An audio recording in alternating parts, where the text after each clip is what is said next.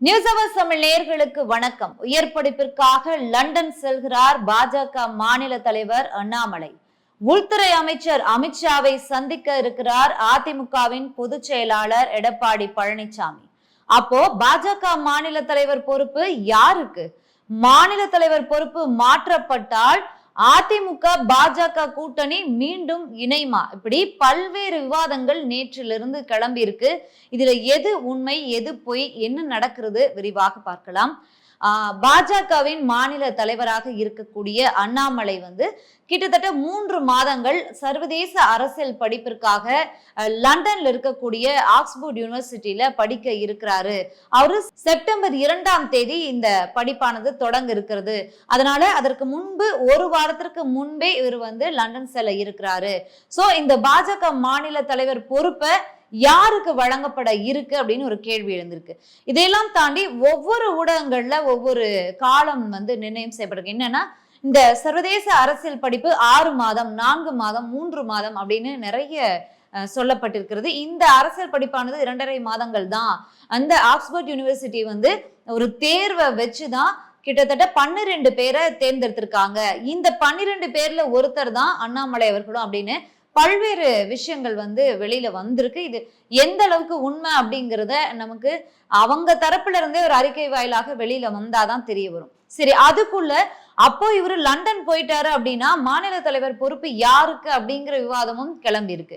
அப்போ பாஜக மாநில தலைவர் பொறுப்பு மாற்றம் அப்படின்னா திரும்ப மீண்டும் அதிமுக பாஜக கூட்டணி அமையுமான்ற ஒரு கேள்வி எழுந்திருக்கு. ஏன் இந்த கேள்வி எழுந்திருக்கு அப்படின்னா, தமிழகத்துல நடந்த கிட்டத்தட்ட 63க்கு மேல மரணங்களை கொடுத்த இந்த கள்ளச்சாராய மரணங்கள், இது தொடர்பாக இந்த வழக்கு விசாரணையானது திருப்தி அளிக்கவில்லை.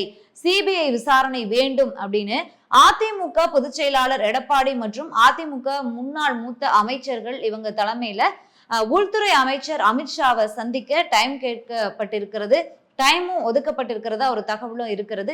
அப்படி இருக்கும் வேளையில அமித்ஷாவை சந்திக்க இருக்கிற அமித்ஷா மற்றும் குடியரசுத் தலைவர் திரௌபதி முர்மு இவங்களையெல்லாம் சந்திச்சு மனு கொடுக்க இருக்கிறாரு அதிமுகவின் பொதுச் செயலாளர் எடப்பாடி பழனிசாமி. சோ அப்ப இவர் இந்த விஷயத்துக்காக சந்திக்கிறோம் அப்படிங்கிற ஒரு அபிஷியல் ஸ்டேட்மெண்ட் இருக்கும்போது அண்ணாமலை அவர்கள் லண்டன் போறாரு. சோ பாஜக மாநில தலைவர் மாற்றப்பட இருக்கிறார். அந்த பொறுப்பிற்கு வேற யாராவது, அதாவது தமிழிசை சவுந்தரராஜன், இல்ல வானதி ஸ்ரீனிவாசன், இல்லைன்னா கருப்பு முருகானந்தம் அப்படின்னு பாஜகவில் இருக்கக்கூடிய மூத்த தலைவர்களுடைய பெயர்கள் உச்சரிக்கப்படுகிறது. இவையெல்லாம் தாண்டி இன்னொரு விஷயம் என்ன சொல்லப்படுது அப்படின்னா, அண்ணாமலை அவர்கள் 2 மாதமோ 3 மாதமோ லண்டன் படிப்பை முடிச்சுட்டு திரும்ப வர போறாரு. அது வரைக்கும் பொறுப்பு தலைவராதான் ஒருத்தரை போட போறாங்க. அப்படி இருக்கும்போது அந்த தலைவர் ஸ்ட்ராங்கா நைனா நாகேந்திரன் மாதிரியோ, இல்ல தமிழிசை சவுந்தரராஜன் மாதிரியோ, இல்ல வானதி ஸ்ரீனிவாசன் மாதிரியோ போட்டுட்டா அது அண்ணாமலை அவர்களுக்கு பிரச்சனை ஆயிடும். அதனால துணை தலைவர்களாக இருக்கக்கூடிய கரு நாகராஜன் அவரையோ, இல்ல நாராயணன் திருப்பதி அவரையோ, இவங்களாலதான் எந்த பிரச்சனையும் வராம இருக்கும். திரும்ப அண்ணாமலை இந்த பொறுப்பை எடுத்துக்கும் போது எந்த பிரச்சனையும் வராம இருக்கும், பொறுப்பு அண்ணாமலைக்கும் போகும் அப்படிங்கிற மாதிரி பல்வேறு விவாதங்கள் கிளம்பியிருக்கு. இது எல்லாம் முற்றுப்புள்ளி வைக்கிற மாதிரி அதெல்லாம் இல்லைங்க. எத்தனை மாசம் ஆனாலும் பாஜக மாநில தலைவர் பொறுப்பு அண்ணாமலைக்கு தான். அண்ணாமலை லண்டன்ல இருந்தே இந்த மாநில தலைவர் பொறுப்பையும் கண்காணிப்பாரு அப்படின்னு ஒரு கருத்தும் இருக்கு. ஆக மொத்தத்துல இந்த பாஜக மாநில தலைவர் பொறுப்பு மாற்றப்படுமா, மாற்றப்படாதா, இல்ல அவர் வர வரைக்கும் பொறுப்பு தலைவராக யாராவது நியமிப்பார்களா இல்லையா அப்படிங்கிற ஒரு கருத்தும் கிளம்பியிருக்கு. இதற்கும் தாண்டி ஒரு விமர்சனம் என்ன அப்படின்னா, இந்த தேர்தல்ல ஒரு தொகுதி கூட பாஜக வெற்றி பெறல, மிக பெரும் தோல்வியை சந்திச்சிருக்கு. இதையெல்லாம் தாண்டி என்னன்னா, பாஜகவுடைய வாக்கு சதவீதம் இதற்கு முன்பு தமிழகத்துல இல்லாத வகையில் இந்த முறை உயர்ந்திருக்கு அப்படின்னு ஒரு கருத்து கிளப்பி விடப்பட்டது. அது பொய் அப்படின்னு பாஜகவில் இருக்கக்கூடிய முன்னாள் தலைவர்களே, மூத்த தலைவர்களே பேசியிருந்தாங்க.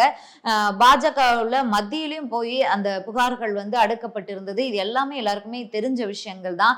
அதற்கு பிறகு 2 தரப்பிற்குமே கண்டிப்புகள்லாம் கொடுக்கப்பட்டிருந்தது அமித்ஷா தரப்புல இருந்து. சோ இவையெல்லாம் நடந்துட்டு இருக்கும் போது அண்ணாமலை அவர்கள் மீது கோபத்துல இருக்கக்கூடிய மத்திய தலைமை எடுத்திருக்கக்கூடிய முடிவு தான் இது.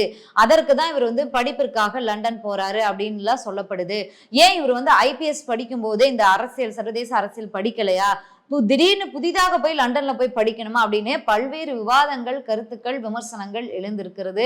ஒருவேளை இதெல்லாம் உண்மையாக இருந்தால், பாஜக மாநில தலைவர் மாற்றப்பட்டால் அதிமுக பாஜக கூட்டணி அமையுமா அப்படின்னு கேட்டா அதற்கும் கேள்விக்குறிதான். இரு தரப்புல இருந்து என்ன சொல்லப்படுதோ, அபிஷியலான ஸ்டேட்மெண்ட் என்ன வருதோ அதை தான் நம்ம உண்மையா எடுத்துக்கொள்ள முடியும்.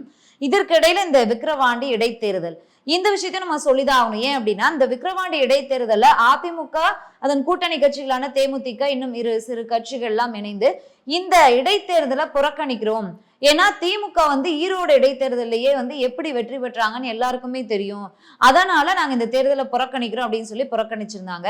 இந்த சமயத்துலதான் சீமான் அவர்கள் அதிமுகவிடமும் தேமுதிகவிடமும் ஆதரவை கேட்டிருந்தாரு.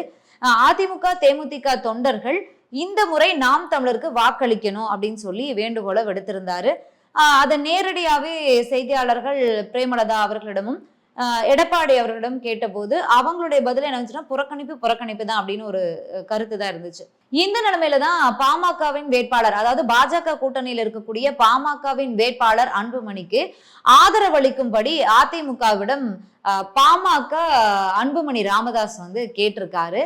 இதற்கு இபிஎஸ் என்ன சொல்லியிருக்காரு அப்படின்னா, மிகவும் கண்டிப்போடு அடிப்படை தொண்டர் உறுப்பினர்கள்ல இருந்து தலைமை கழக நிர்வாகிகள் வரைக்கும், முன்னாள் மூத்த அமைச்சர்கள் வரைக்கும் அவர் கண்டிப்போடு சொல்லியிருக்கக்கூடிய விஷயம் என்ன அப்படின்னா, நம்முடைய அதிமுக தொண்டர்களுடைய வாக்கால் பாமகவினுடைய வாக்கு சதவீதம் உயர்ந்து விடக்கூடாது. எந்த நிலைமையிலையும் நம்ம பாமக வேட்பாளருக்கு ஆதரவை கொடுத்திடக்கூடாது. அவர் குறைந்த வாக்கு சதவீதம் பெறுவதற்கு என்ன செய்ய வேண்டுமோ அந்த விஷயங்களை தான் அதிமுக தொண்டர்கள் முன்னெடுக்க வேண்டும். இதை நான் கண்டிப்போடு சொல்றேன் அப்படின்னு பேசியிருக்கிறதாகவும் ஒரு தகவலும் வந்திருக்கு. சோ அப்படி இருக்கும்போது எப்படிப்பா மீண்டும் கூட்டணியில போவாங்க அப்படிங்கிற கேள்விகள் எல்லாம் எழுந்திருக்கு. இவை அனைத்திற்குமே இரு தரப்பிடமிருந்து பதில் வந்தாதான் தெரிய வரும் என்ன நடக்குது அப்படின்னு பொறுத்திருந்து பார்க்கலாம். நன்றி.